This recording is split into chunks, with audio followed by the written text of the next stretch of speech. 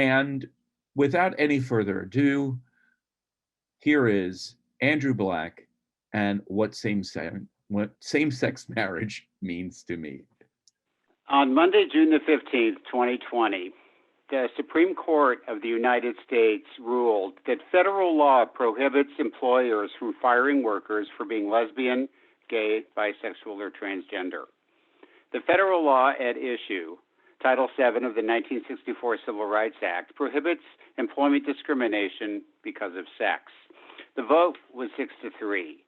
Justice Neil Gorsuch wrote the majority opinion, and I quote, "An employer who fires an individual for being homosexual or transgender fires that person for traits or actions it would not have questioned in members of a different sex. Sex plays a necessary and undisguisable role in the decision, exactly what Title VII forbids." Justice Brett Kavanaugh dissented from the majority, but even in his dissenting opinion, he acknowledged the significance of the victory. It is appropriate to acknowledge the important victory achieved today by gay and lesbian Americans. Millions of gay and lesbian Americans have worked hard for many decades to achieve equal treatment in fact and in law. They have exhibited extraordinary vision, tenacity, and grit, battling often steep odds in the legislative and judicial arenas, not to mention in their daily lives.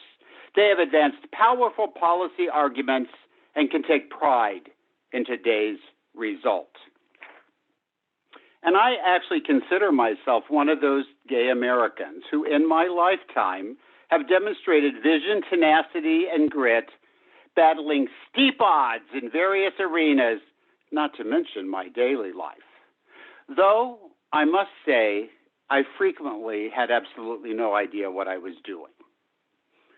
The New York Times called the court's decision momentous. So, a significant milestone for gay, lesbian, bisexual, and transgender Americans was achieved last summer, and we can take a moment to acknowledge that milestone. And what's significant for the purposes of this conversation is that when I, Andrew Black, a gay male American, went to bed on Sunday night, June the 14th, I had absolutely no idea that the Supreme Court was about to hand down a ruling which a Supreme Court justice I do not even like would call an important victory for me and mine. I had absolutely no idea the Supreme Court was considering and would rule on this issue. I had absolutely no idea that in the state of Missouri, a conservative state where I've lived for the last year and a half, that prior to that court ruling, it would have been legal to fire me for being gay, as it would have been in some 30-odd other states. I had absolutely no idea. Now, the Supreme Court hasn't always been so supportive of me and mine. And for the record, I haven't always been so blasé about Supreme Court rulings on this topic. Far from it. When I think of my reaction to the court's decision in Bowers versus Hardwick, a chill still runs down my spine. In that decision rendered in 1986, the Chief Justice of the Supreme Court referred to homosexuality as a crime against nature. I'll revisit that ruling a little later. But I'm going to go back even further to provide some perspective. In 1953, the President of the United States, Dwight David Eisenhower, signed Executive Order 10450. This order directed the federal government to investigate the private lives of its employees. The investigations were to uncover behavior that could be considered criminal, infamous, dishonest, immoral, or notoriously disgraceful. That included what was known at the time as sexual perversion. If federal employees were found to be sexual deviants, they were to be fired. So in 1953, President Eisenhower signed that executive order, and something else important happened in 1953. My mom and dad got married. Now, maybe that part's only important to me, but that's the way it was.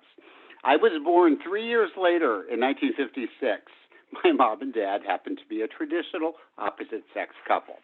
Now, I was born in the United States during a time where aspects of my character that I consider to be fundamental to my identity, defining characteristics, you could say, were considered immoral or notoriously disgraceful.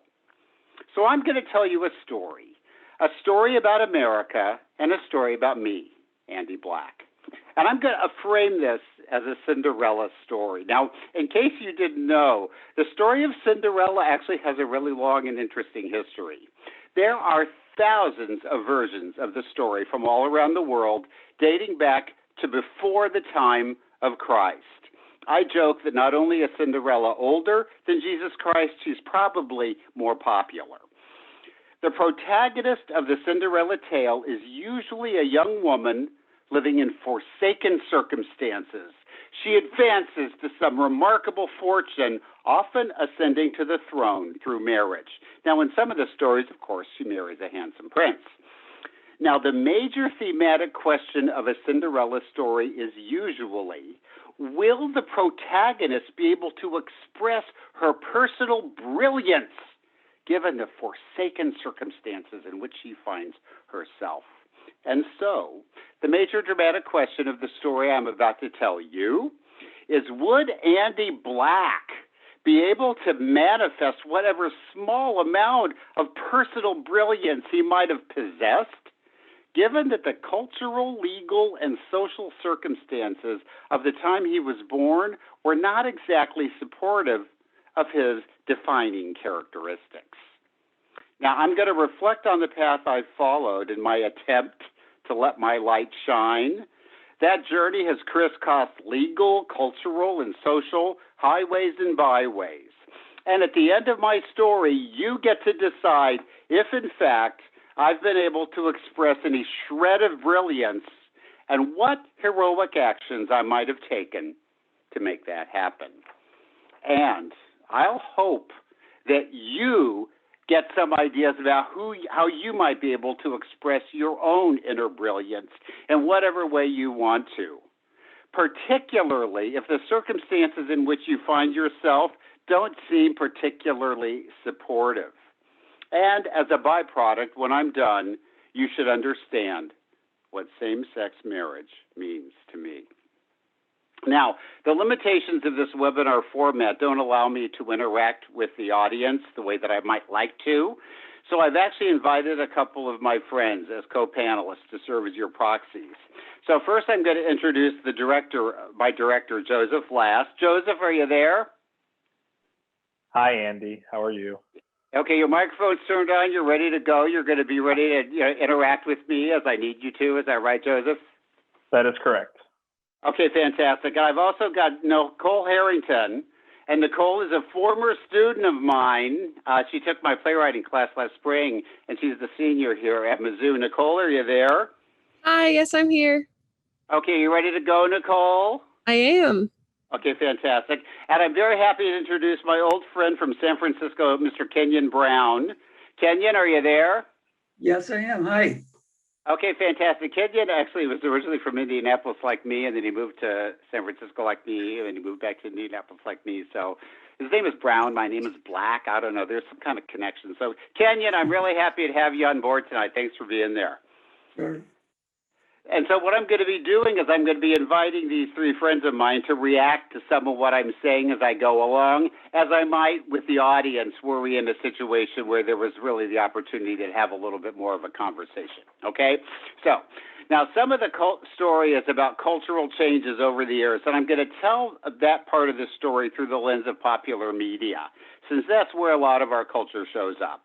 Now, when I was born, which was in June of 1956, my parents had a television in their home, which was the case for about 70% of Americans at that time. Today, the number would be more like 98%. Now, as a child, I loved television more than I could ever explain. One of the big highlights every week was when the new issue of TV Guide would arrive in the mail. I would devour it from cover to cover so I could plan my TV watching schedule for the week. Now, in 1956, the movie The Wizard of Oz was shown on television for the first time, starting a tradition that I would come to love as a child. Now, you could probably sing the famous song along with me. Nicole, do you know the song Over the Rainbow? I do. Yeah, do you want to sing along with me? Oh, perfect. Somewhere over the rainbow, way stars are high. There's a land that you dream of once in a lullaby. And Nicole has a much better singing voice than I do. Thank you, Nicole, for jumping in like that. And one of the lyrics goes, "And the dreams that you dare to dream really do come true." We're going to come back to that later. So in 1956, the popular TV shows included I Love Lucy. Of course, we have Lucille Ball right here. Gunsmoke and Lassie. And of course, none of these TV shows featured gay characters. Although, of course, Lassie was always played by a male dog. So there was a little covert transgenderism going on even back then. Now, the concept of homosexuality had actually been mentioned openly on TV before I was born. In 1954, when the Army Mccarthy hearings were televised. Now, the Army Mccarthy hearings were basically a televised fight between the Army and Republican Senator Joseph McCarthy, and they were broadcast every day to 80 million Americans. A portion of the hearings assessed the security risks associated with the presence of homosexuals in the government. Now, the word homosexual had never been said out loud on television before, and most Americans had never actually heard it out loud anywhere. Now, this is 1954, so of course at this point I am just, as the saying goes, a gleam in my father's eye. Now, Senator McCarthy was already well known for being anti-communist. He was also what we would call today homophobic. McCarthy went on record as saying, "If you want to be against McCarthy, boys, you got to either be a communist or a cocksucker." Now, in terms of my Cinderella story, McCarthy could be cast as the evil stepmother. And there were likely candidates for wicked stepsisters floating around. Roy Cohn, for one. Anyone who's seen Angels in America knows who Roy Cohn was. And Joseph, remind me, have you seen Angels in America? I have, yes. Yes, I have. You have, and you know who Roy Cohn was? Yes. And would you agree with my assessment that he could be a wicked stepsister? Definitely a stepsister. Probably one of the shorter ones. I have one of the shorter ones. I'm glad to hear that we're on the same page with that. So Roy Cohn was ever on the lookout for communists as well, and also for cocksuckers, I might add. So I think the fact that many Americans were so easily persuaded that communism and homosexuality were linked has to do with the way the human brain works. We naturally divide the elements of our world into what we know and then what we don't know, right? Dividing reality this way has worked pretty well for millions of years. Generally speaking, we don't know much about the world we live in. But what we do know usually involves things that are safe and familiar. On the other hand, the scope of what we don't know is usually vast. And of course, much of it is dangerous and destructive. Animals that eat people, vampires, communists. And since there is so much that we don't know, we clump it all together in a large, ill-defined mass. And that makes it easier for us to deal with all the many scary parts, because that way we don't have to deal with them one at a time. We can deal with them all at once. So this concept is actually going to show up a little bit later on, so you might want to keep track of it.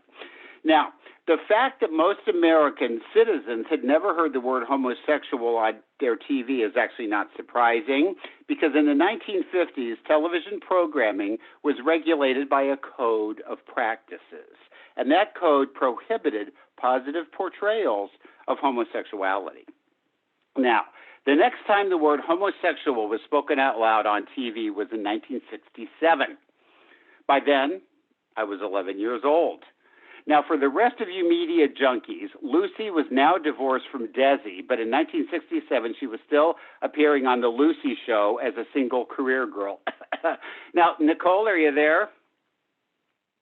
Yes, I am. Yeah, I think you told me you were born in 1999. Is that right? Is that what you told me? Yes, that's correct. Yeah, and Lucille Ball died like before you were born, but you still know who Lucille Ball is. Yes. Okay, very good. Terrific. Well, it's kind of nice to know that that little bit of our culture has managed to survive so that a whole new generation of people is appreciating Lucille Ball.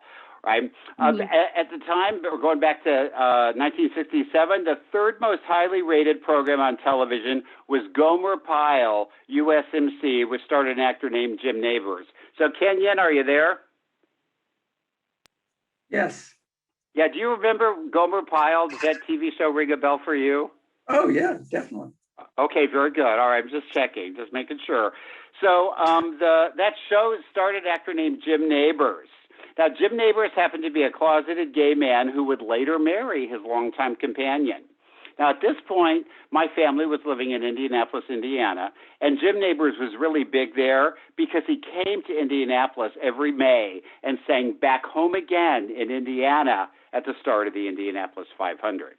So, in 1967, interestingly enough, a failing daytime soap opera called Dark Shadows introduced a character named Barnabas Collins in a desperate attempt to bring up its ratings. So Barnabas Collins was a vampire. So this is a complete shift in the direction of the soap opera. Now, somebody out there has to remember Dark Shadows. Kenyon, did you work to Dark Shadows when you were young?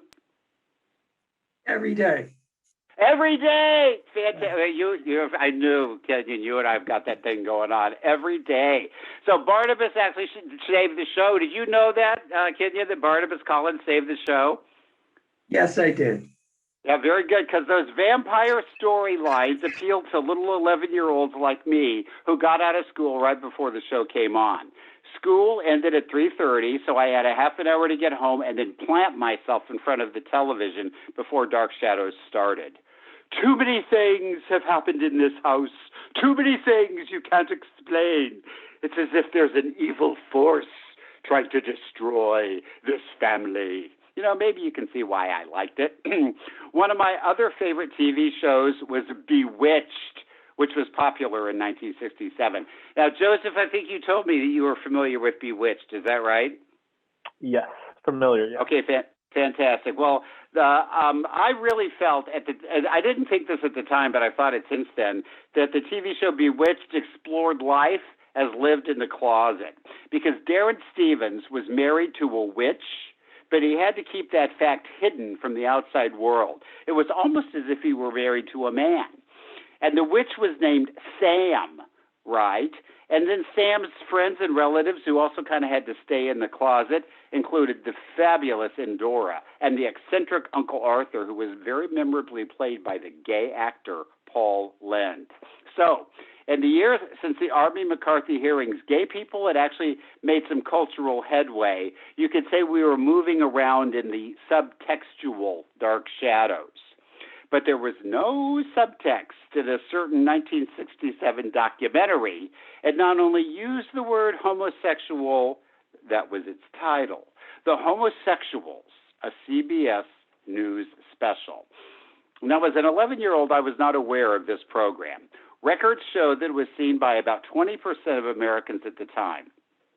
Journalist Mike Wallace, the host, provided the results of a CBS News poll revealing that Americans considered homosexuality more harmful to the United States than adultery, abortion, or prostitution.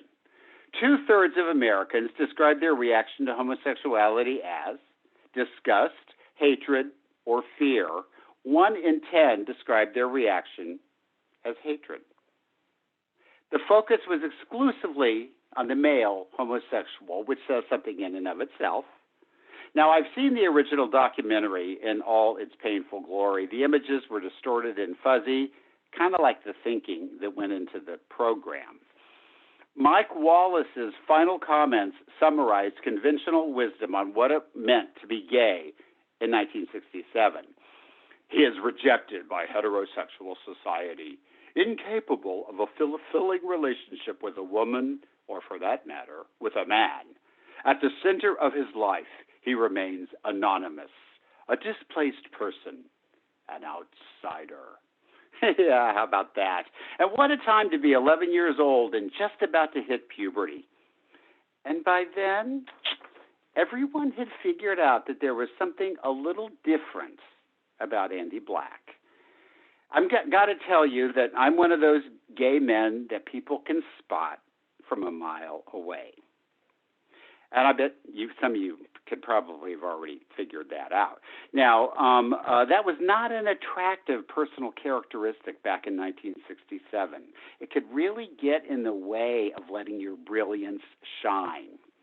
Not only that, I was loud, I was unstable, I could never get enough attention, I was actually smart, but I had no impulse control, and of course I was fascinated by things that other little boys were not interested in. The Lucy Show, Dark Shadows, Bewitched. And as Mike Wallace had helpfully informed us, 2/3 of Americans reacted to homosexuality with disgust, discomfort, or fear. My parents, of course, were in that 2/3. Now, my mother and my father were very different, as I think are many married couples. I have a younger brother and sister. Both of them are a lot like my dad, Tex. I am just like Luann. Now, my mother may not have seen the CBS Reports documentary telling her that her son was a displaced person, an outsider. But she understood without having to be told. My mother would say she was afraid I would become a hairdresser. Now, that was code, of course, for a type of stereotype that was working its way into the public consciousness where homosexuals were concerned. On the one hand, the displaced outsider. On the other hand, the hairdresser, or as my mother would come to think of it, Liberace.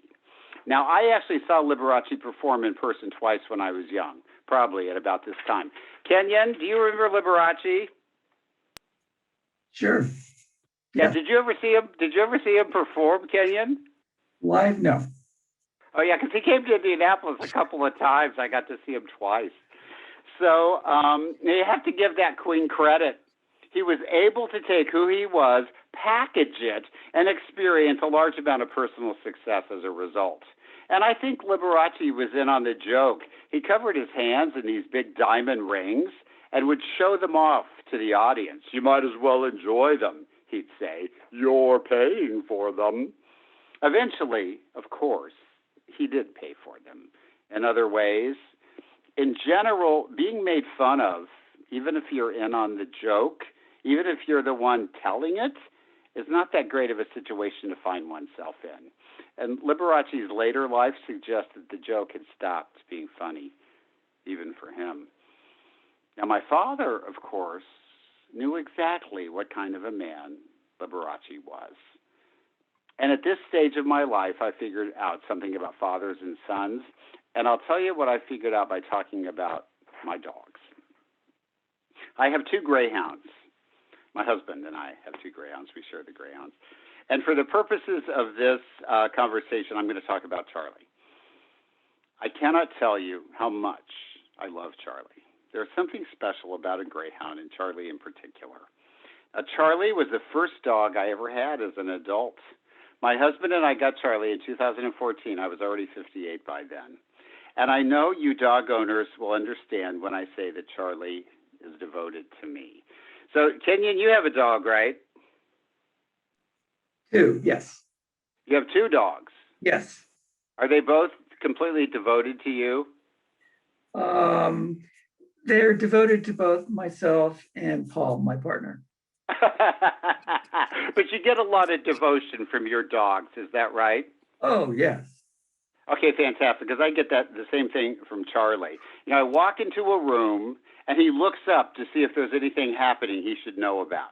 He loves being in my company, just laying there in the room with me doing nothing. Charlie thinks that I hang the sun in the sky in the morning and then replace it with the moon in the evening. And I have come to understand that when I was 4 years old, I looked at my father, Tex, exactly the way that Charlie looks at me.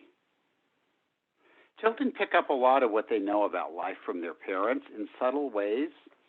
And so much of what I know about being a man, I learned from Tex Black.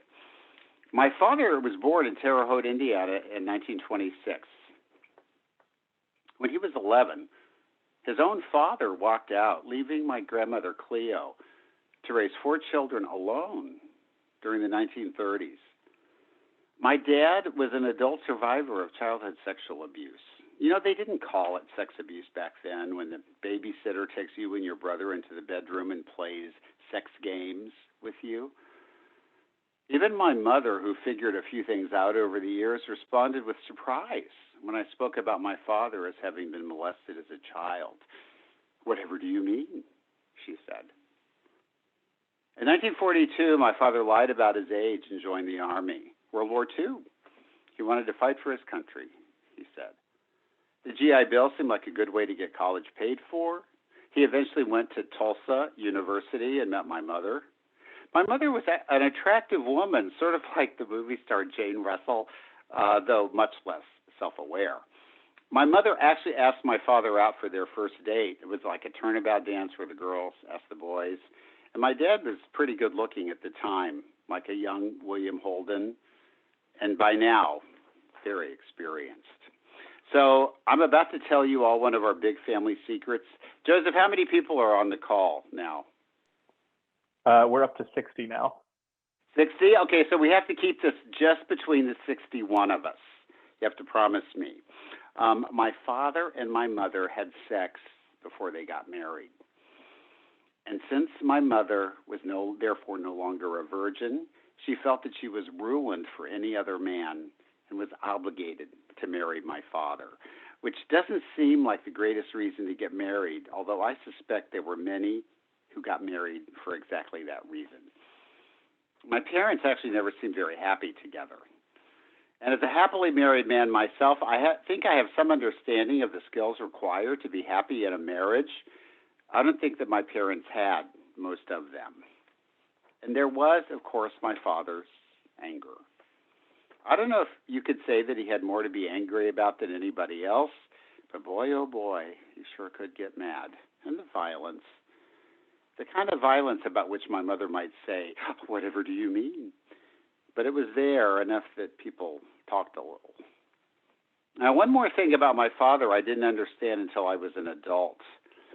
Apparently, there are 7 universal facial expressions. Facial expressions which are commonly understood by everyone, regardless of culture or country of origin. For instance, when people smell something bad, they wrinkle up their noses in disgust in exactly the same way, whether they live in Uzbekistan or in Manhattan. So one day, as an adult, I was in Chicago on a business trip, and I was staying in a commuter hotel. It was Sunday morning, and my father, his wife, and my sister had driven up from Indiana to see me over the weekend. The 4 of us were going to have breakfast in the hotel coffee shop. There was no one, I mean no one, in the restaurant, except for a teenage girl with an apron and a name tag. And she approached us and said, "Table for how many?" We were the only 4 people as far as the eye could see, so it was kind of an obvious question. My father, Tex, said in his own inimitable way, "We'll take this table right over here."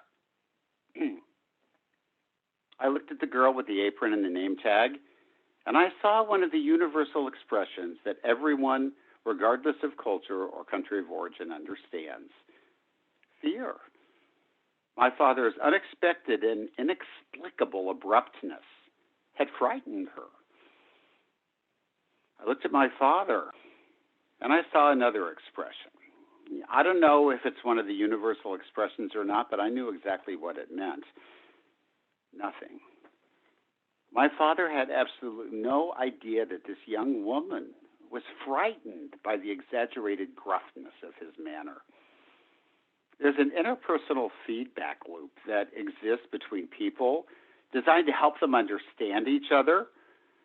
I realized that my father didn't have that loop, or it was out of whack somehow. He just didn't get it. He couldn't sing either. He was tone deaf. His intermittent attempts to join in when others were singing were actually kind of endearing. His inability to empathize with others because he couldn't understand what they were going through, this was not And I don't know what it was attributable to. Being abandoned by his father at the age of 11, to sex abuse, lying about his age and joining the military at the age of 16 as the best option for a better future. Who knows? For whatever reason, he just didn't get it. And of course, this is the man from whom I, by the age of 4, had learned most of what I know about what it means to be a man. This man was raising a son named Andy, who by the time he was 11 years old had begun to act in a way that suggested he might one day grow up to be like Jim Nabors or Paul Lynde or, God forbid, Liberace. In the Army, of course, they knew what cocksuckers were. They had names for them, and they weren't very nice. And 50 years later, I can only wonder what it must have been like for my father, a man who had never recovered from or probably even understood any of his own traumas, to be confronted with a son who was likely to be one of them, those displaced people, those outsiders, those cocksuckers. But I don't have to wonder what it was like for me at the age of 11, as I was developing a broader understanding of the world and of myself and what was going on with me, of what my father thought about all that. And of the emerging realization that my father, the man who had taught me everything I know about being a man, was in fact a man who was completely incapable of dealing with his own son. The nice thing about having a greyhound is that I can realistically expect that Charlie will always pretty much worship the ground I walk on. The not so nice thing about having a son is that you can't realistically expect that. Now, earlier, I talked about our tendency to divide the world into what we know and what we don't know. Here's another way to look at it. I said that compared to the things we don't know, the things that we do know is really rather small. And for the purposes of this discussion, all the things we know could fit inside a box. This, for example, could be my father's box. And inside are all the things that he knew and understood, things that made him feel safe and comfortable. Our tract house on Larkshall Road, being a Shriner, getting a good table for dinner at the Antelope Club downtown, barbecued ribs on the grill, the Republican Party. All these known things in a little box. And my dad carried around that box full of things he understood. And yet part of him was constantly scanning the world for the unknown, threats to the contents of his box, what I might call his way of life. The unknown, animals that eat people, vampires, communists. And because he didn't understand any of these things, not having been exposed to most of them, he was unable to distinguish them from each other. And treating all these things as if they were identical made it easier for him. He could deal with them all in exactly the same way, the things that threatened his way of life. And when I think about my father and his box, I can have more compassion for those who might judge me and who I am. I know that all of them have a little box full of symbols of their way of life, things they want to keep safe from the monster under the bed. They don't know what it is they fear exactly. They fear the unknown, and that fear can cause them to behave irrationally. And just so you'll know, I have my own little box, my way of life. And I don't even fully understand what's in there. Most of us don't. It only becomes important when something unfamiliar gets close, and then we react.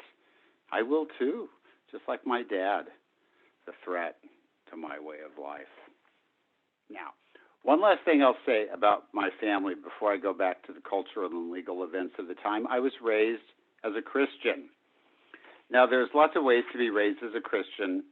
I believe that I was raised Christian one of the good ways. And the church of my youth was a congregation of American Baptists, a progressive group as Baptists go. Now, my parents were members of a Sunday school class called the Pathfinders.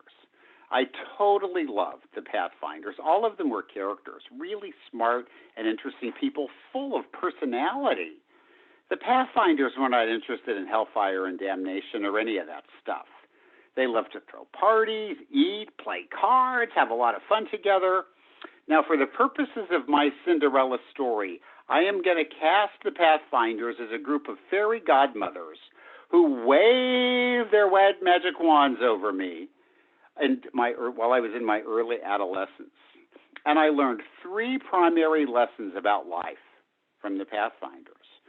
1, try to have as much fun as is reasonably possible.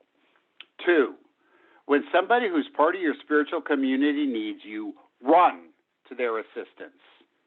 Love your friends with all your might. 3, you need to have a code of ethics as the foundation of your life. That way, you can apply lessons 1 and lessons 2 intelligently and not get into trouble when you do. Now, the basic code of ethics the Pathfinders used is the Bible, which is basically the foundation for Christianity. And overall, I think it's a pretty good foundation, especially the stuff like do unto others as you would have them do unto you, and if I speak in the tongue of men and angels but have not love, I am but a noisy gong or a clanging cymbal. Now, the primary way that the code of ethics was transmitted to me was through Bible stories. The stories that people tell their kids often transmit a code of ethics, which becomes the foundation for lesson 3. In my case, it was a lot of Bible stories. Joseph, were you told Bible stories when you were a little boy? Absolutely. Absolutely. Okay, very good. How about you, Nicole? Were you told Bible stories? I was. Okay, fantastic. Kenyon, how about you? I don't think we've ever talked about this. Did you get Bible stories when you were a little boy? Yes. Okay, very good. So all of you can relate to what I'm talking about, at least to an extent. Now, I got to tell you that one of my favorite Bible stories is the story of Zacchaeus. And Joseph, I think you know the story of Zacchaeus, right? We've talked about this. Yes. Okay, very good. I'm about to talk about the story of Zacchaeus. So, Joseph, if I get it wrong, you can feel free to interrupt me and correct me. Okay. Okay. Right. I may ask you to jump in and provide a little color commentary as I go here. So in the story, which is in the Gospel of Luke in the New Testament, Zacchaeus is a tax collector, and all the Jews hate all the tax collectors. The tax collectors work for the Romans, and so the Jews think that makes them traitors. And not only that, but they were usually corrupt and stealing money. So not only was Zacchaeus a tax collector, but Joseph, what was Zacchaeus' defining characteristic? He was short. He was really, really short. Now, the Bible does not tell us exactly how tall he was, but he's got to have been a short guy, right? So he was a tax collector who was corrupt. He was short. I mean, it's like 3 strikes against him. So now one day, Jesus is walking through the neighborhood, and Zacchaeus decides that he wants to see Jesus, who was kind of the celebrity of the day. But he's short, so he can't see over the crowd, and everybody hates him, so they won't let him through. But he really, really, really wants to see Jesus. So, Joseph, what does Zacchaeus do? He finds a tree. He climbs into a tree. So he can see Jesus from the bough that he's hanging on to. So Jesus walks by. He looks up and sees Zacchaeus hanging on a limb or something. He says, "I see you up in that tree, Zacchaeus. Come on down from there.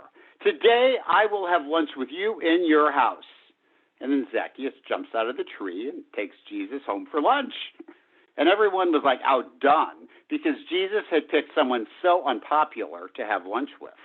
There's even a song about the story we used to sing when I was a little boy. Nicole, have you ever heard the story of Zacchaeus before? I don't think so. Okay, so this is a new one for you. You probably don't know the song. I don't, no. Joseph, can I get you to sing a little bit of the song? Zacchaeus was a wee little man, and a wee little man was he. Fantastic. If Dr. Powell ever needs a tenor, I think, she should come knocking on your door because you did that very, very well. I'm very impressed. So there's a song about Zacchaeus, and my mother taught me the song when I was a little boy. Now, when my mother taught me that story and taught me that song, she probably didn't realize she was providing me with a code of ethics, but she was. And I will always, always be grateful to my mother for telling me that Bible story and many more, because she was telling me about how to be a hero. She must have known I was going to need to know about that later, you know, as a displaced person and an outsider. The story of Zacchaeus is brimming with moral wisdom. No matter how corrupt or sinful a person is, you should look at them with love because they still have value. And no matter how ugly or short you are, Jesus, the identified heroic protagonist of Christianity, will look up at you and say, come down out of that tree because I love you. I will have lunch with you even if nobody else will. My mother actually lived by that philosophy, as you'll hear a little bit later. In any case, as an 11-year-old outsider, a little boy whose destiny appeared to follow in the footsteps of Liberace, I really needed to hear that message. Because over the next few years, it was going to get rough, and not just for me. There were glimmers of hope, however, and some of them were on television. In 1972, something that happened that rocked my world. ABC made a movie called That Certain Summer, November the 1st, 1972. It was the first television show in history to deal with sympathetically with homosexual characters. I was 16 years old. Kenyon, I bet you were about 10 years old at the time. Am I right? Yes. And do you know that TV show, That Certain Summer? Did you ever hear of it, or did you know anything about it? Yes, I saw it. Yes. Oh, you did? Fantastic. Well, again, if my memory is different than yours, then feel free to jump in and correct me here. Now, because That Certain Summer tells the story of a man who was divorced from a woman, and the man's name is Doug. And he was played by Hal Holbrook, the actor Hal Holbrook, who is most famous for bringing Mark Twain to life on the stage. Now, Doug had a son with his wife, but is now in a relationship with a man, Gary. And Gary was played by good old Martin Sheen, who would later play President Josiah Bartlett on The West Wing. Nicole, did you ever watch The West Wing? I don't think I did, no. Oh, do you know who Martin Sheen is? I've heard the name, but I couldn't tell you who he was. You couldn't place him? Well, girlfriend, you are missing out. And let me tell you, I will say to everybody here that 32-year-old Martin Sheen was a big step up from Liberace in the representation department. Now, the title of the movie, That Certain Summer, is the summer that Doug tells his son that Gary is more than just his roommate. Now, by the age of 16, I was well aware of what was going on with me. I'd already had sex more than once, shall we say, with men of my gender. And as it turns out, I was sexually precocious, just like my father. I was, however, far from accepting of the situation I found myself in, what I had started to call my homosexual tendencies. There was language in the Christian Code of Ethics, Lesson 3, that was getting in my way. Neither the sexually immoral, nor adulterers, nor male prostitutes, nor homosexual offenders, blah, blah, blah, will inherit the kingdom of God. Sounds a little bit like Executive Order 10450, doesn't it? So I knew this TV show was going to be on. And we lived in a 2-story house at the time. There was one television set downstairs in the family room, and then a second in my parents' upstairs bedroom. I was determined to watch That Certain Summer, though I was also very clear I didn't want anyone in my family to know I was watching it. Now, this is before there was the internet or other devices which allow 16-year-olds to watch pretty much whatever they want without anybody knowing about it, not in 1972. So I snuck up to my parents' bedroom. And according to Wikipedia, the movie is 73 minutes long, 90 minutes, of course, with commercials. And I sat there as full of anxiety as could have been possible, watching that show about these two men who loved each other and how one had to tell his son about it, all the while praying that no one would come into that room and ask what I was watching and why I had that funny look on my face. My prayers were answered. I got to watch the whole thing undisturbed. Little could I have known that 41 years later, the Supreme Court would issue a ruling which would allow men like Doug and Gary to marry each other. In some cases, it seems that the dreams you dare to dream really do come true. Although in this case, at the age of 16, it wasn't a dream I could ever have dared to dream, and it still came true. I'm also going to note that the actor Hal Holbrook that I talked about recently passed away at the age of 95. Within the last 2 weeks, Hal Holbrook went on, I guess you could say he crossed that rainbow bridge. He was married to an actress named Dixie Carter for many, many years, and so I saw photos of them on the internet today that suggested they're back together again. Hal Holbrook, may he rest in peace. So I'm going to skip ahead to 1977. I'm 21 years old, in college at Indiana University in Bloomington, Indiana. Now, to be perfectly honest, my life is a mess. I'm probably not the only college student with a messy life. Am I right, Nicole? Yes. Yeah, college can be kind of a messy time of one's life, you know. And you're there, right? You're laughing. You're there right now. I know. Ooh, right? Now, but in my case, I was actively involved with a group of Christian friends who loved to have fun, really cared about each other's well-being, and we all had a code of ethics. None of us smoked or drank. We all got good grades. But I have begun to develop a secret life. I'm at an age where lots of men are sexually active. But because the code of ethics I subscribe to forbids me from pursuing relationships with other men, I've taken to secretly engaging in clandestine sexual encounters with guys, if I need to spell it out. My behavior was compulsive, dangerous, and out of my control. The idea of coming out as an openly gay man, however, did not appear to be an option. My code of ethics, as well as the very foundation of my social life, which was the one thing I had going for me, would have been rent asunder by such a choice, and I wasn't prepared to do anything that dramatic. Now, ironically, America was going through much the same thing at the time.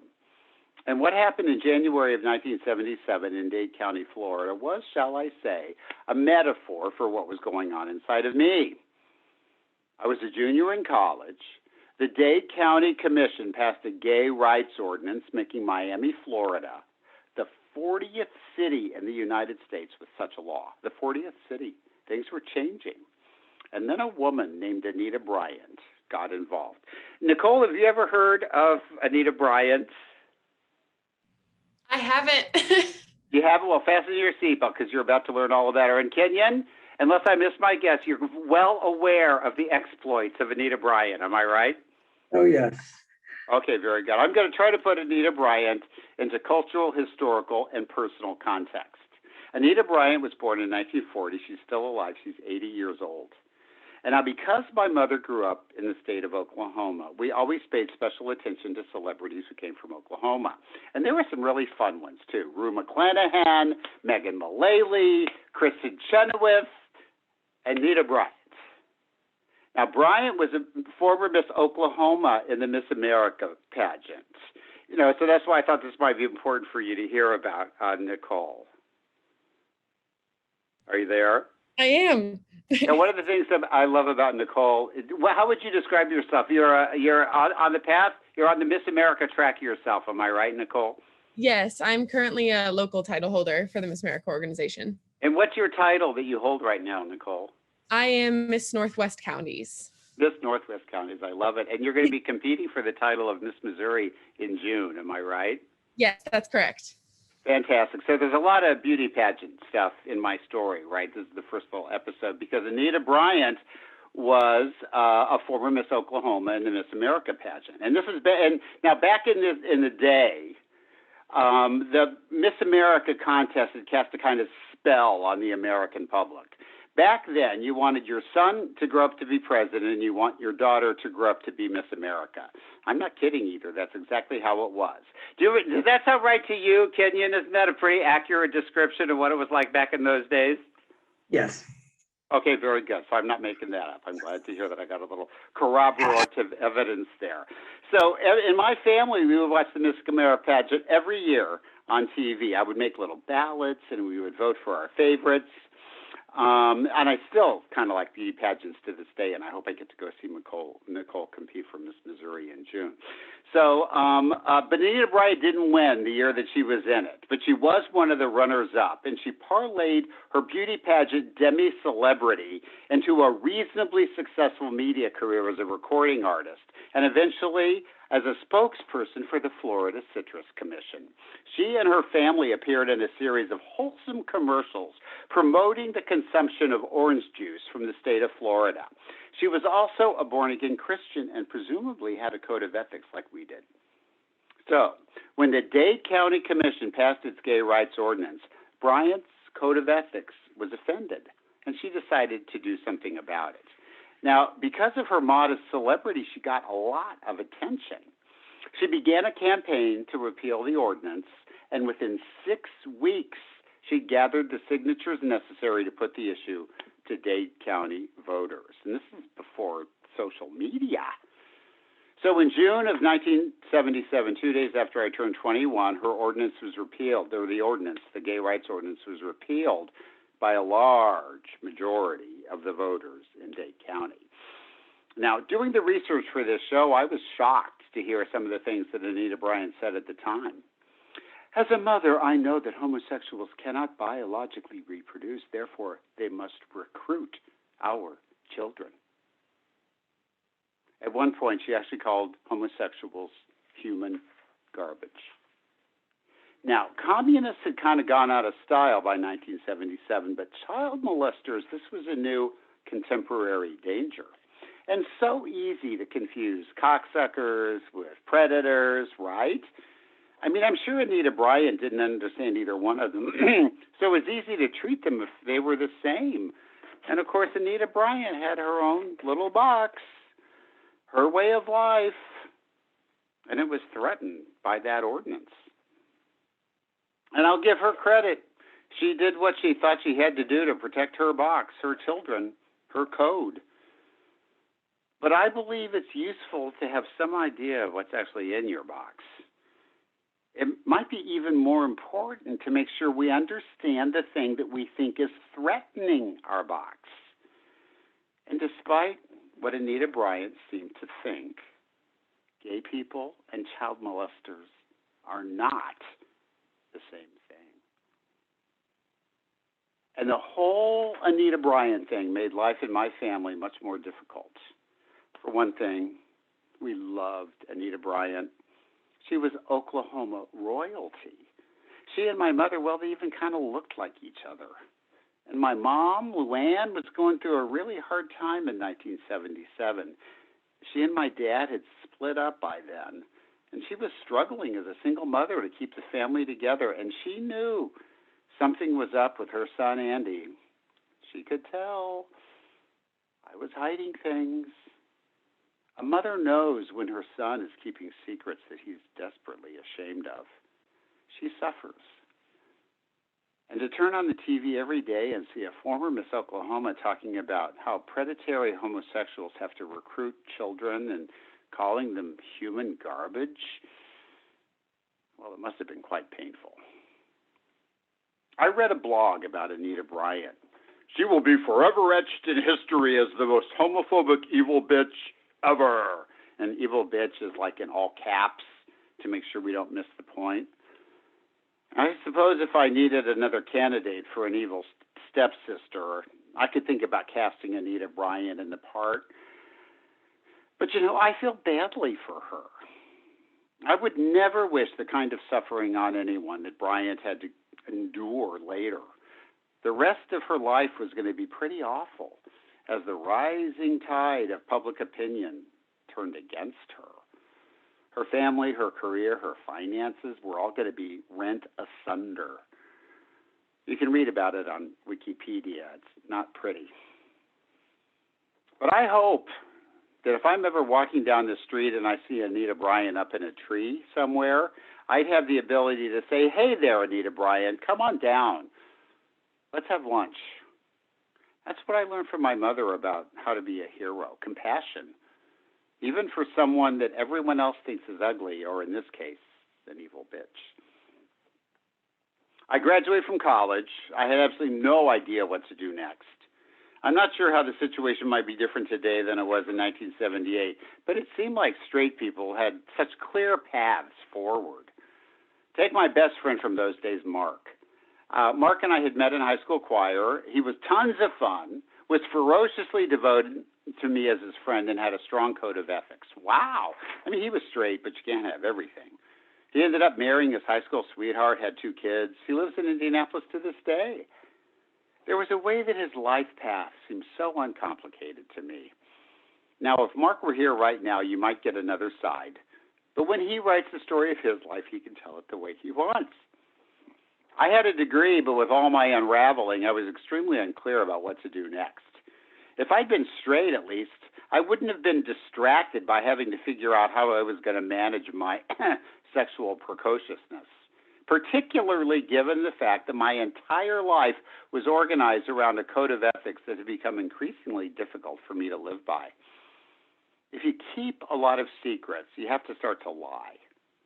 And I can tell you, there's not a code of ethics on the planet which considers deceit a virtue. And by this time, I was lying a lot. I had finally told my mother what was going on with me, though. It just kind of came out one day. She was not happy. She probably understood that if I moved along on that path, my life would be rent asunder, as hers had recently been when she decided to divorce my father. Not a popular idea in Christian circles at the time. She insisted that I get into therapy. I went to a Christian therapist, and he asked me what could conceivably be the most important question I've ever been asked. He said, I could probably help you change your sexual orientation, but you would have to be willing to work very, very hard to make that happen. Are you sure you're willing to work that hard? And you know, I wasn't. By then, I had been fighting that part of myself for 10 years, almost half my life. I had prayed and cried and been prayed for and over. I had had demons cast out of me and spoken in tongues. I had testified and been blessed and done everything I could think of to get rid of my homosexual tendencies. I was exhausted. I told that therapist, no, I wasn't willing. Now, I didn't fully understand that I was also saying no to the Pathfinders and my code of ethics and my best friend, Mark John. I didn't understand that I was essentially dumping everything out of the little box I carried around with me, my way of life, and I was going to be starting over with an empty box. But I had spoken my word, and things began to change on their own. I'd figured out by now that whether I like it or not, my life was going to be rent asunder. And I just realized I needed a new place to go to discover how I might be reborn. And then in August of 1978, an openly gay city supervisor from San Francisco was named Harvey Milk, was assassinated by a disgruntled former colleague. Kenya, do you remember when Harvey Milk was assassinated? Yeah, 1978. 78, yep. Have you seen the movie, Kenyon, with Sean Penn? Yes. Yeah, great. It's a very, very, very realistic depiction of the events of the time. It's quite amazing. So now, I was living in Indianapolis when all that went down, and I bet you were too, Kenyon, right, when Harvey Milk was killed? I actually was living in Boston at that time. In Boston at the time. I wonder if there was a difference between being in Boston and being in Indianapolis. The tragic events were, quite frankly, not that significant to me. But San Francisco was rapidly becoming the epicenter of gay activity in the world. And hey, if my life was going to be completely obliterated, I might as well be where the action was, right? So in 1979, I moved to San Francisco, and I was right in the middle of everything. And I'm going to do a little set change here. I'm going to move over so you can see the Golden Gate Bridge behind me representing the stage of my life where I go to San Francisco. So I got a studio apartment. I was really as green as grass, and I had to learn quite fast. There were a lot of guys in San Francisco at the time who had moved there for the same reason that I had. Lots of other displaced people. And it wasn't too hard to make friends with other men who loved Dark Shadows and Bewitched and the Miss America pageant. Believe it or not, one of my early roommates was actually personal friends with the former Miss America, Jane Ann Giroux from Laverne, Oklahoma. Now, Nicole, did they make you memorize the names of all the former Miss Americas or anything like that? No, they don't. They don't. So you probably never heard of Jane Ann Giroux, have you? I haven't. Okay, well, very good. Well, she has a little footnote in my life, but a significant one. I was 11 years old when Jane Ann Giroux became Miss America, and I still distinctly remember watching the pageant the year that she won. Her talent was singing, because that's your talent, right, Nicole? You're a singer. Am I remembering correctly? Yes, that's correct. Okay, very good. Well, Jane Ann Giroux was a singer, too. And I got to tell you, Nicole, she went one better because she actually conducted the Miss America pageant orchestra as well, right? So she was a multi-talented threat. Now, we actually had a picture of Jane Ann Giroux on our refrigerator, which was right next to the autographed picture of Annette Funicello. I mean, the whole thing was perfect. And this is sort of like the part of the story where Cinderella goes to the ball and has a fabulous time. And some parts of it were fabulous, really. You know, but when the ball is over, the clock strikes 12 and all of that, Cinderella has to return to her forsaken circumstances. And even though my circumstances in San Francisco at that time couldn't exactly be described as forsaken, the fact is I knew something was missing. You know, remember the Pathfinders and the 3 key lessons that you should have a lot of fun, be ferociously devoted to your community, and follow your code of ethics? Well, there was a lot of fun. Let no one think there wasn't. Oh, boy. In fact, in San Francisco in 1980, we were having enough fun for everyone in the rest of the country and a few of the Canadian provinces as well. But to what extent were we really committed to each other's well-being and a code of ethics? I was surrounded by men, lots of men, actually, most of whom had come to San Francisco determined to leave behind a code of ethics that had been suffocating them. And what did we have to take the place of whatever our code of ethics had been? Mostly empty boxes. Now, it turned out we could fill up those boxes with what seemed like endless opportunities to have sex. The opportunity presented itself to me to have sexual experiences without having to lie about them anymore. It was no longer compulsive and shameful the way it had been back home. What a relief. And I will say at that stage of one's life, finding a way to express oneself sexually is important from a cultural perspective and from a physiological perspective. It's a biological imperative. But I was never that great at what a friend of mine used to call sport fucking. I really wanted to be in a relationship, but that was not the way San Francisco was wired back then.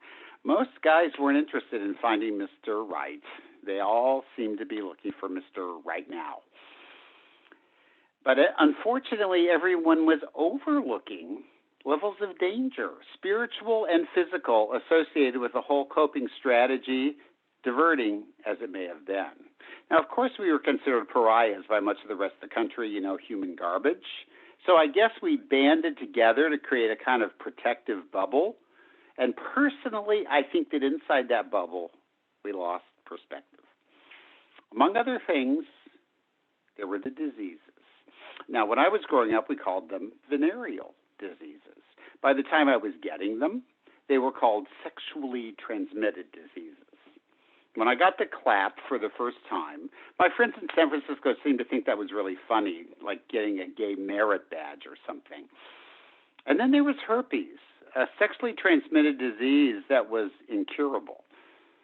How long did we think it would take before we encountered one that was fatal? As the saying goes, it's not nice to fool Mother Nature. So in July of 1981, I was 25 years old and had lived in San Francisco for 2 years. The New York Times reported that 41 gay men in New York and California had been diagnosed with a mysterious cancer. Talk about a buzzkill. We would learn to call the disease AIDS in September of 1982. It was worse than you could ever imagine. In my memory, at least, it got bad really fast. There was a euphemism we used back then when somebody got it. We would say that they had been diagnosed. Did you hear? So-and-so got diagnosed. There was no cure, no treatment. People got desperately sick. They withered away to nothing. Shells of their former vivacious selves. And then it was over. Now, in the movie Monty Python and the Holy Grail, Joseph, I think you've seen that movie, right? Yes, I have. Okay, very good. Okay, great. Oh, you're several times. All right, good. So you've probably seen it more than I have. There's this kingdom at the beginning is experiencing a plague, so of course people are dying, right, Joseph? Yes. Okay, great. So there's a scene where Eric Idle is pulling a cart full of dead bodies through the village. And what's he doing, Joseph? He's calling, "Bring out your dead, bring out your dead." Yeah, and so what do the villagers do? They dump bodies from everywhere. Yeah, they dump bodies from everywhere into the cart that Eric Idle is dragging through their village, right? And there's one point somebody actually throws a dead body out of a second-story window and it lands in the cart with a thud. Now, that's what it was like living in San Francisco by 1985. I was quite literally expecting to see dead bodies start flying out of windows and into the middle of the street. And here I was, where I'd wanted to be, right in the middle of everything. How I survived the plague itself, I'll never know. Luck, not virtue, just to make sure I'm not misunderstood. Kenyon, where were you in 1985? I actually was in New York. New York. And can I only imagine that it was as bad for you as it was for me? It was frightening. Yeah. New York and San Francisco. Yeah, absolutely. So by now, of course, we weren't actually having any fun anymore. We were doing our best to support each other in the midst of the epidemic, but without a common code of ethics to frame our situation, we didn't have much to work with. And then come to find out, on top of everything else, I had a drinking problem. I did not have the ability to control my drinking. I couldn't make clear choices about whether or not I would drink, and then once I started, I most certainly couldn't make clear choices about when I would stop. This realization turned my life around. A new set of defining characteristics for yours truly. I'm not going to talk about my recovery. I talk about that other places. I will say, guess what?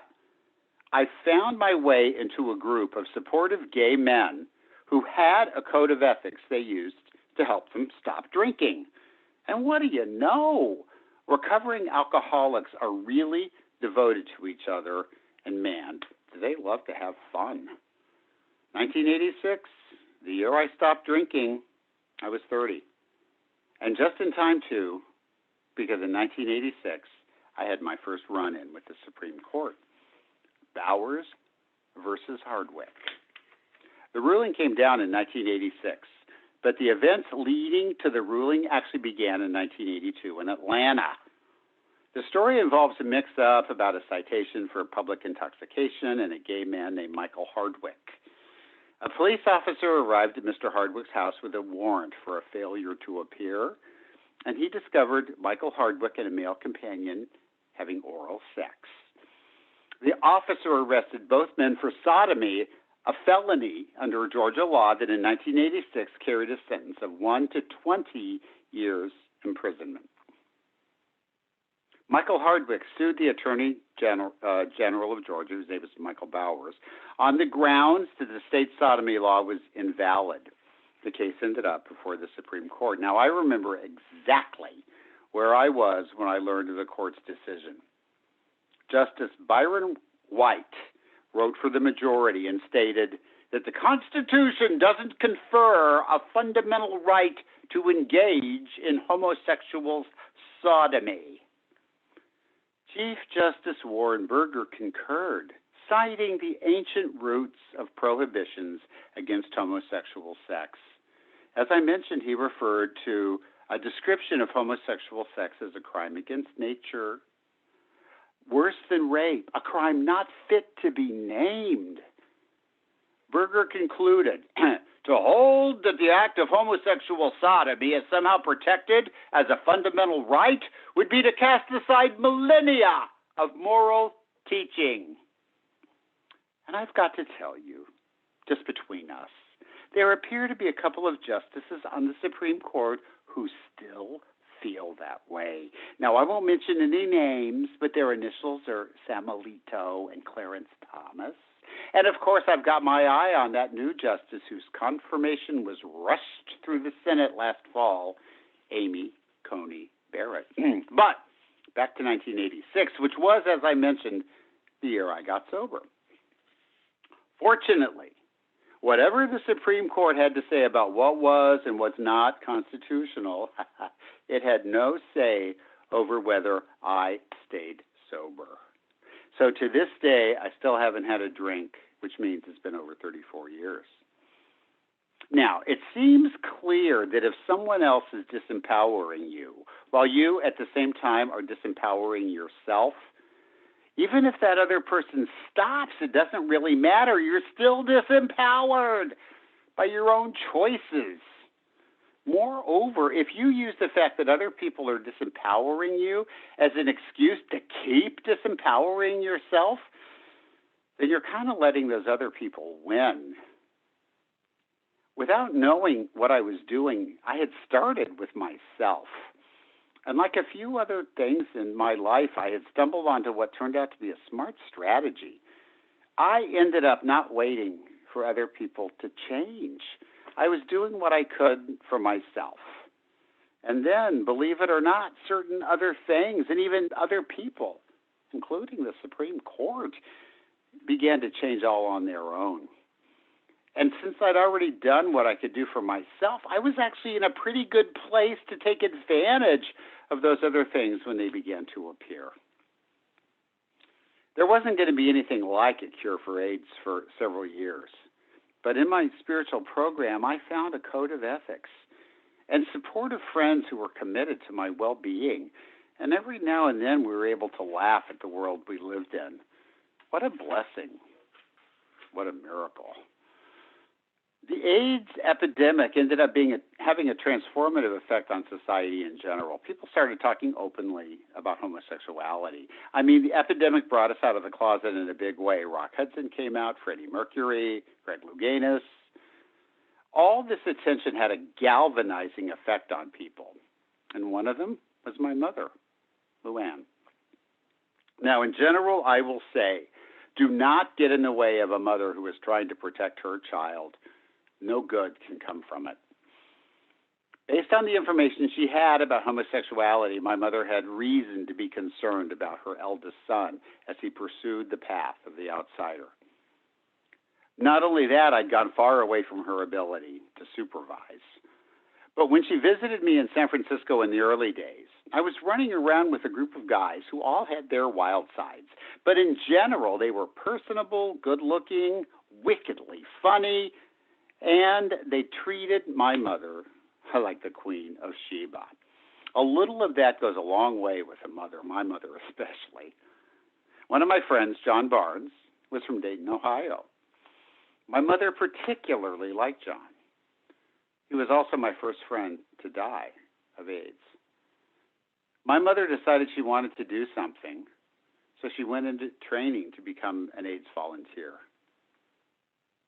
The demographics of AIDS in Massachusetts, where my mother lived by then, were very different than in San Francisco. Not so many nice gay boys. A lot of HIV drug users, which was the number 2 risk group at the time. My mother ended up serving as an emotional support volunteer for an AIDS patient named Jean. Now, Jean was an African-American preoperative transsexual who had contracted AIDS through the use of shared needles. My mother was a housewife from El Reno, Oklahoma. But my mother threw herself into her relationship with Jean as if Jean had been her own daughter. Now, Apparently, Jean's life management skills were a little on the sketchy side, but if there was anything my mother knew about, it was life management. She helped Jean get organized. My mother made sure Jean had food in her house and that her medications were stocked and up to date. Jean's condition stabilized. Then my mother had an accident. She was carrying a clock to a repair store and was knocked over by a truck as she entered a street. She would recover, but she was housebound for an extended period. And during that time, Jean's condition deteriorated. Of course, Jean no longer had Mama Luann looking after her. Jean went into the hospital for what would be the last time, while my mother was bedfast. When my mother was well enough to leave home, the first thing she did was visit Jean. She was horrified when she saw Jean because the hospital staff had let Jean's facial hair grow out, and they were calling Jean he. My mother introduced herself as Jean's AIDS buddy.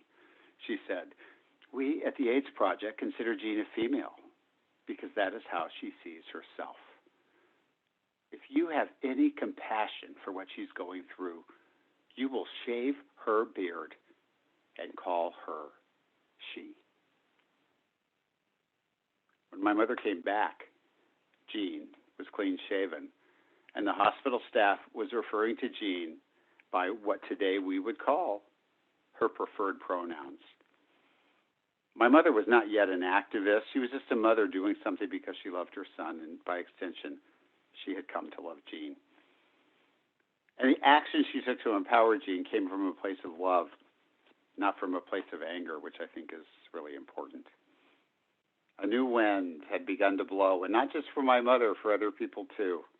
And in 1992, the wind began to blow harder. I'm 36 by now. I've been sober for 6 years. I'm working on a master's degree and establishing a professional relationship with a progressive, people-oriented consulting firm that will be my professional home for many years. And then Bill Clinton got himself elected president of the United States. So, Joseph, you know Bill Clinton, right? Yes, I do. Yeah, Not and personally, Nicole, but yeah. now you know who he is. Nicole, you know Bill Clinton, right? Yes, of course. Okay, very good. Oh, yes, of course, he says. All right, very good. I'm just checking. And let's see here. Kenyon, do you remember? You must remember when Bill Clinton got elected. Yes, Yeah, and I'm going to bet you voted for him. yes. Okay, very good. Terrific. Me too. And it was actually the first time that I had voted for the winner since Jimmy Carter, which had been a few years before. We all loved Bill Clinton. Did you love Bill Clinton, Kenyon, when he got elected? Yes, I did. Okay, very good. We all loved Bill Clinton. And in the first few moments of Clinton's victory speech, he said, this, I'm going to do my bad Bill Clinton imitation. This election is a clarion call for our country to face the challenges of the beginning of the next century, to face problems too long ignored, from AIDS to the environment. Now, Bill Clinton spoke of AIDS as a problem that had been too long ignored within the first few moments of his victory speech. I was watching with a group of friends that night in November of 1992, some of whom had AIDS, of course. Several of the men in the room burst into tears. Bill Clinton, talk about a flawed hero. He would sign an executive order. He said he would sign an executive order banning discrimination against gay people in the military. Of course, he had no idea how hard that was going to be to make happen. So don't ask, don't tell was the best he could do. And there were obviously many other significant problems with Bill Clinton. But he was opening a door for us using his bully pulpit, and other people sensed that the time was right for change and were pressing their advantage in the courts. There was a lot of back and forth now as suits and countersuits began to work their way through our judicial system. Not coincidentally, Bill Clinton experienced political pressure to sign a bill called the Defense of Marriage Act, which defined marriage as the union of a man and a woman. Kenyon, do you remember the Defense of Marriage Act? Yes, I do. Okay, I bet you do. DOMA, as it was called, was designed to protect the country from the rising specter of same-sex marriage. Now, culture, and by culture I mean television, was keeping pace. Gay characters had begun to appear regularly on TV.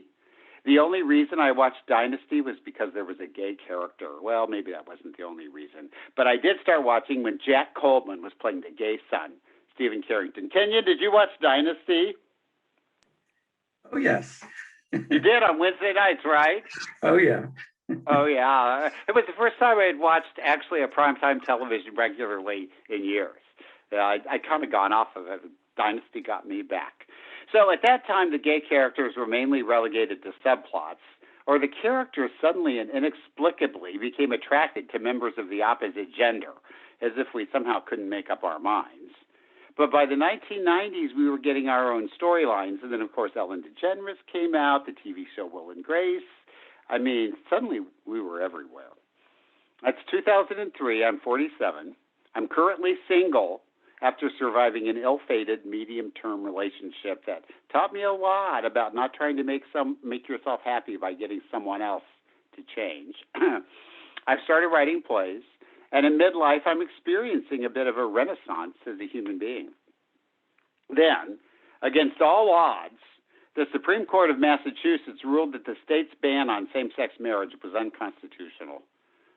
We declare that barring an individual from the protections, benefits, and obligations of civil marriage solely because that person would marry a person of the same sex violates the Massachusetts Constitution. Well, there you have it. There was a little back and forth, of course, but eventually on May 17, 2004, the first legal same-sex marriage was performed in Cambridge, Massachusetts.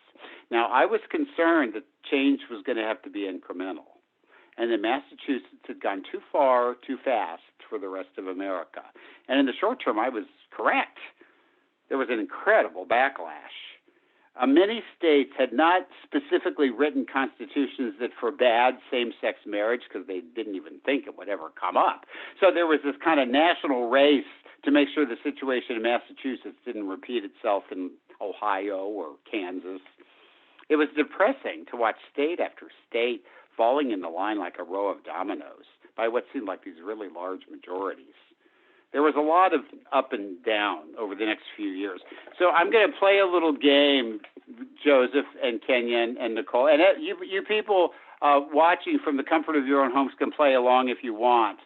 The game is called Happy Face, Sad Face. So when something good happens, I'm going to hold up a little happy face, and you can go, yay.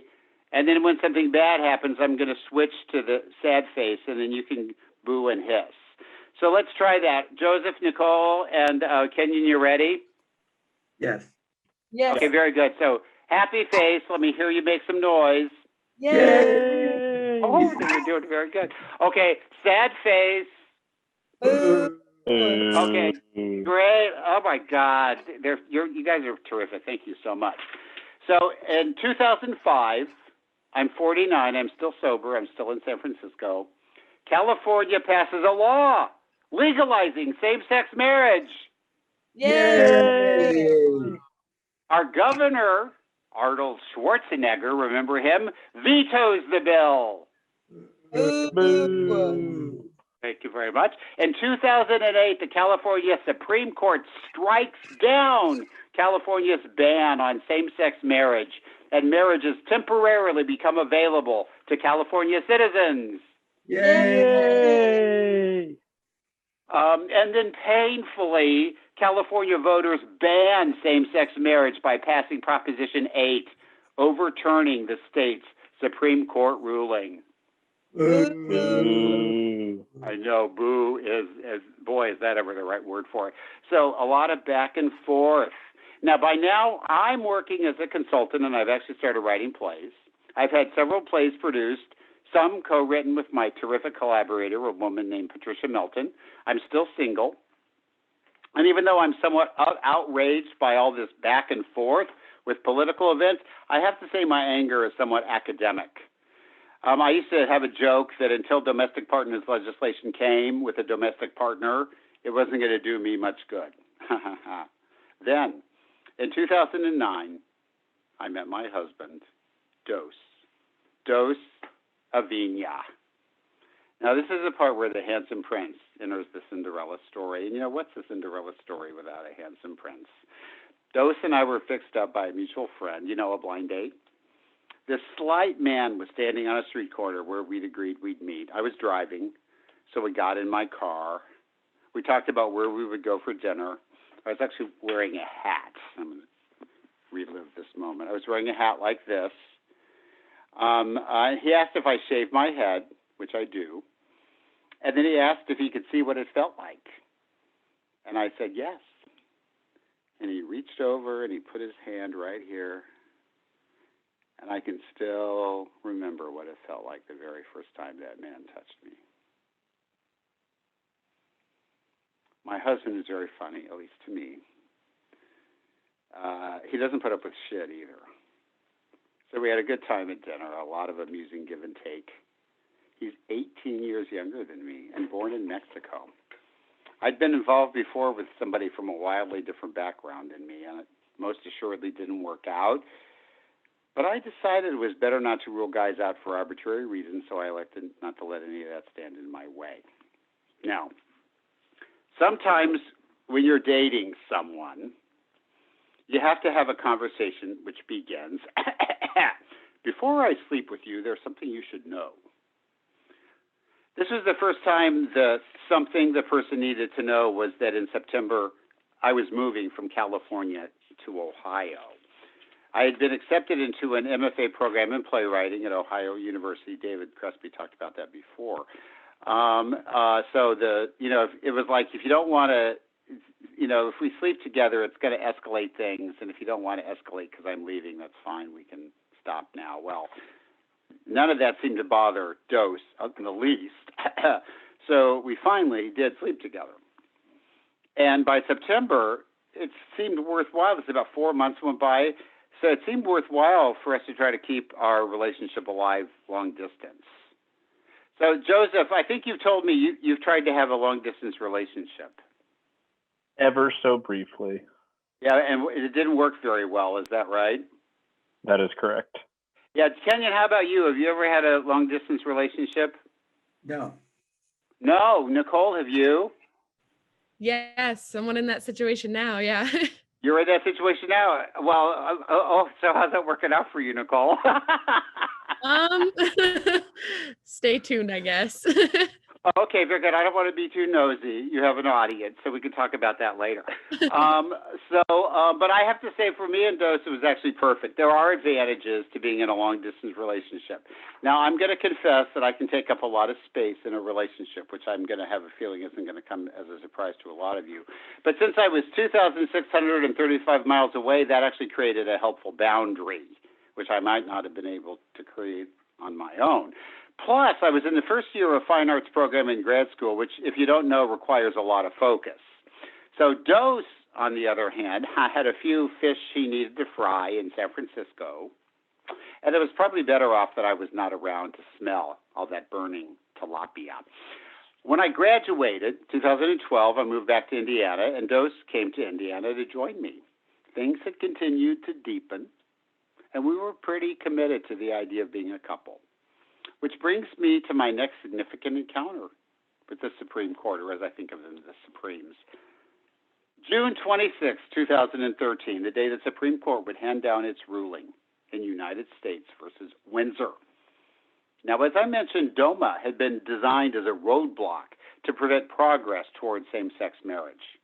And in June of 2013, the Supreme Court removed that roadblock.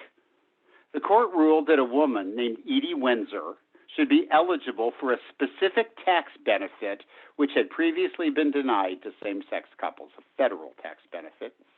And for the first time, there were specific, tangible financial benefits available to legally married same-sex couples. Justice Anthony Kennedy, bless his heart, wrote for the majority, "The federal statute is invalid. It disparages and injures those whom the state sought to protect in personhood and dignity." At the same time, the Supreme Court struck down that hateful Proposition 8 so that same-sex marriages could resume there. Can I have a yay for my peanut gallery? Ah, there we go. Yay! Thank you, thank you. The court wrote, Proposition 8 serves no purpose. Let me do my judge voice. The Proposition 8 serves no purpose and has no effect other than to lessen the status and human dignity of gays and lesbians in California. Snap. And the man I was living with, Dose, turned to me, living in sin, we were living in sin, I guess you could say. He turned to me and he said, so do you want to get married? And I guess I said yes, because in October of 2013, we flew to San Francisco, and in a Unitarian church with 80 of our family members and friends, we said, I do. It was a great wedding, sort of like my own royal wedding, I guess. The room we got married in was octagonal in shape, and it had these tall, narrow stained glass windows. It was very dramatic. Now, marriage to a man I loved came very, very unexpectedly. It seemed to happen against all odds, legal, social, personal. We most certainly do not take our marriage for granted. My husband has medical insurance through the university because he's married to me. And we recently got an email that I was being audited to make sure that he and I really have a legal relationship that would entitle him to those benefits. Now, I tried to have a good attitude about it and not take it personally, though I will say having our relationship questioned in this way stings a little bit. I had to provide documentation that we were married, and I'm happy to say I didn't have to try to remember where we had put our marriage license. It hangs right over my desk. I look at it every day. Sometimes I think that married opposite-sex couples don't think that much about their marriages and how special it really is. It's a funny thing about exclusion. Not only were we excluded from a club, we were so excluded we did not even know there was a club. A few months after my husband and I got married, I was in a group, mostly actors. Two of the actors arrived late, and when they got there, they told us they had just gotten engaged. I could put my little happy face there. Yay, engaged. They were deciding where to get married. Now, everyone in the room, it's a small group of theater people, all of us were married. And we all went around and told the story of how we had selected our own wedding venue, so I told the story about the Unitarian Church. Now, 5 years earlier, if that same set of events had played out, everyone in the room would have told their story except for me. And I would have sat listening, enjoying everyone's story. I would most certainly not have had a feeling that I was missing out on something because I could not get married and therefore could not have had the experience of picking out a location for my wedding. I would have been so far out that I could never have imagined I would ever be in. This chain of events represents an amazing shift in consciousness.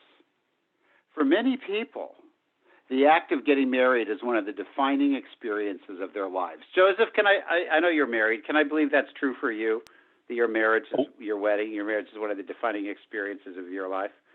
100%. Yeah. When you say it with such passion and commitment. Yeah. Of course, I've had the experience of meeting your wonderful wife, so I know why you say that. But the act of getting married is a defining experience, an experience of joy and celebration that had it not been for the events of the last few years, I would never have been able to experience myself. And fundamentally, getting married is an experience that connects you with any other person who has had that experience, which, as it so happens, is much of humanity. Domestic partnership is not the same thing culturally as marriage. It just isn't. And fortunately, I consider myself to be happily married. My husband and I have a lot of fun together. We're fiercely devoted to each other most of the time. And we have a set of common spiritual principles that govern the way we interact with each other and the world around us. You could call it our code of ethics. We love to have fun, we're devoted to each other, and we have a shared code of ethics. It's funny how that idea seems to keep coming around for me. So here we are. What have I learned from all this? Well, From my father, I learned that everybody has a box. You have yours, I have mine. And you probably think from time to time that maybe something is threatening what you've got in your box. And maybe you need to try to understand that thing a little better before you decide exactly what you're going to do. Or worse, before you attack.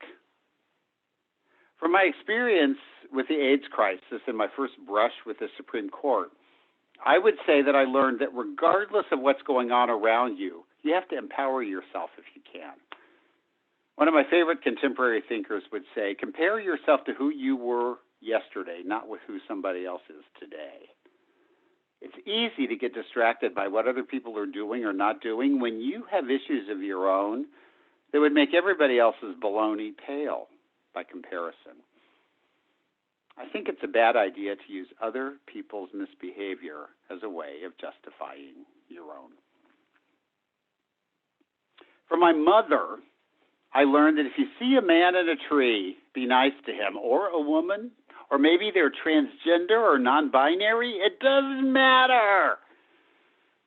Be willing to be the hero or the heroine and invite that ugly, short person that nobody else likes to come out of that tree. Take them to lunch and see if you can be friends. You might be surprised. Stay open, I guess, is what I mean. I also learned that actions that come from a place of love are more powerful than actions that come from a place of anger. Beware the temptation to empower yourself if you're secretly trying to put others in their place because you want revenge. You run the risk of becoming the thing you despise. And for more recent events, I'd say I learned to stay positive and believe that good things can happen. I didn't meet my prince until I was 52 years old. I'm not going to say I'd given up, but I might have told you that ship had sailed. Thank God it hadn't. And in the meantime, the world was changing around me in a good way. I'm glad the advent of same-sex marriage didn't depend solely on my belief that it would happen, because if it had, it wouldn't have. The universe's ability to bring good things my way turns out not to be causally linked to my ability to believe that those good things are going to happen. It's quite amazing, actually. And it helped that I stayed positive and kept moving forward. And I guess I've learned that when the going gets hard, it helps to have a group of friends close at hand. True friends who are ferociously committed to your well-being. And I know many of them are on this call tonight, so I'm just going to take a moment to acknowledge those people who showed up for me. Those people who are ferociously committed to my well-being, and also people who like to have a lot of fun. That's actually one of the main criteria for being my friend, is you like to be fun-loving. You have to be fun-loving. I think laughter is important. And those people should also have some kind of a code of ethics that guides their choices, that binds you together. And if you personally have a code of ethics that keeps you stabilized and you try to live by it, I think you're a lot more likely to do well in the long run. That last part, your own personal code of ethics, I think that's really important. And I got to say, the code I follow is a mashup. A lot of it is recycled Christianity, but I've taken ideas from lots of places. You may have to put a little energy into figuring out exactly what your code of ethics is, but I guarantee it will be worth it. Now, I'm about to wrap up here, but before I do, I just want to say the struggle continues. We have to be vigilant. How does that saying go? Never forget. The Supreme Court ruling I talked about at the beginning only applied to discrimination in the area of employment. In the waning days of Donald Trump's administration, his Justice Department issued a memo advising against expanding that ruling to other areas such as housing and education. I could hold up my little, frowny face for that one. However, President Joe Biden has already signed an executive order expanding the ruling for areas of housing, education, and health care, as well as employment, which throws out the Trump administration directive. And he appointed the openly gay former mayor of South Bend, Pete Buttigieg, to his cabinet. Now, that was a big first. The dark forces may have appeared to be receded, but the fact is that we, and by we, I mean I, cannot lose our vigilance. Cinderella could still be thrown out of that castle. So I wanted to tell you this story, and I have. And I hope you have a feel for what same-sex marriage means to me. And hopefully, you'll think that I've been able to express some little bit of personal brilliance as I've traveled life's path and in the time that we've shared together tonight. I'm going to leave that to you to decide. And then for you, I hope, my sincere hope, is that you will be able to find a way to express your brilliant self as well, whatever circumstances you might find yourself in. So thank you, and good night.